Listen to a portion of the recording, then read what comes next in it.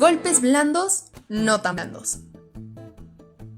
Los golpes blandos son estrategias desestabilizadoras en contra de gobiernos elegidos de manera democrática, orquestadas por corporaciones transnacionales, agencias estadounidenses y oligarquías locales e internacionales para favorecer sus intereses particulares.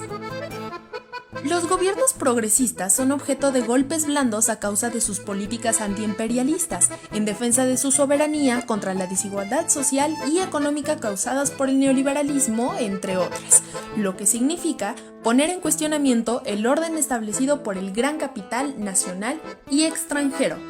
Estas políticas de los gobiernos progresistas afectan directamente a los intereses depredadores de estos sectores de derecha, los cuales se valen de la violencia, propagación de mentiras e infundir miedo y confusión en la población.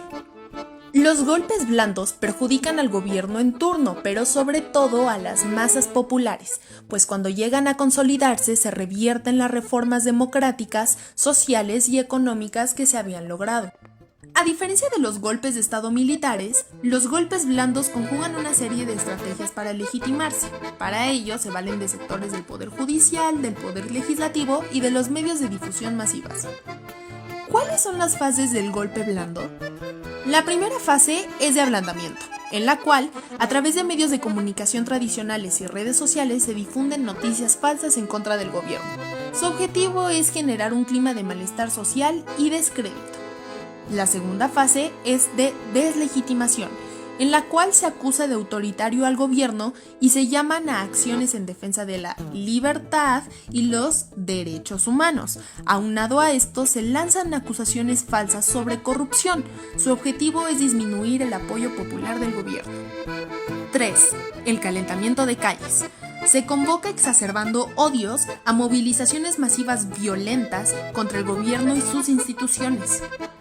La cuarta fase es de desestabilización, en donde se genera un ambiente de ingobernabilidad mediante una guerra psicológica que genera miedo en la población.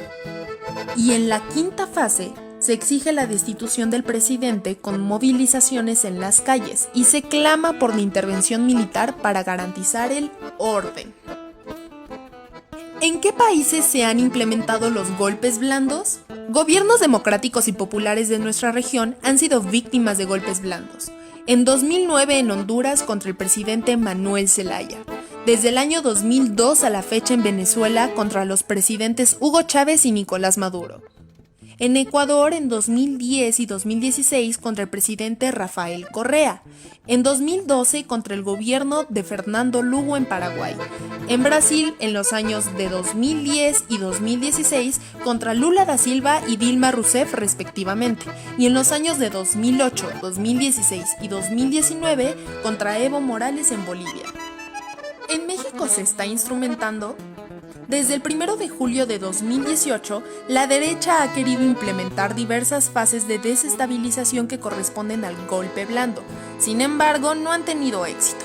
Desde la acción mediática hasta querer cooptar movimientos que históricamente han sido rechazados como el feminista, pasando por tratar de activar sus bases a través de marchas con poco aforo. En el escenario actual de la pandemia del COVID-19, los opositores empresariales y políticos a través de los medios de comunicación han propagado noticias falsas para generar pánico y desconfianza en la sociedad mexicana, al grado de afirmar que no hay que hacer caso a las medidas implementadas por la Secretaría de Salud para combatir la pandemia.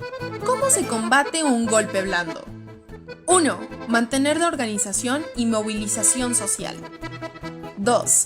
Apoyar de manera constante las reformas populares que impulsa el gobierno. 3. Antes de difundir información, es importante cerciorarse que no sea una fake news. 4. Difundir en las redes sociales las noticias verídicas y corroboradas.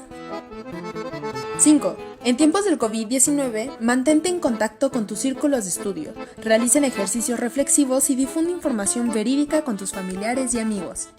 Con estas claves de formación y acción política se podrán contrarrestar los golpes blandos, defender los derechos que ya se han ganado e ir por más.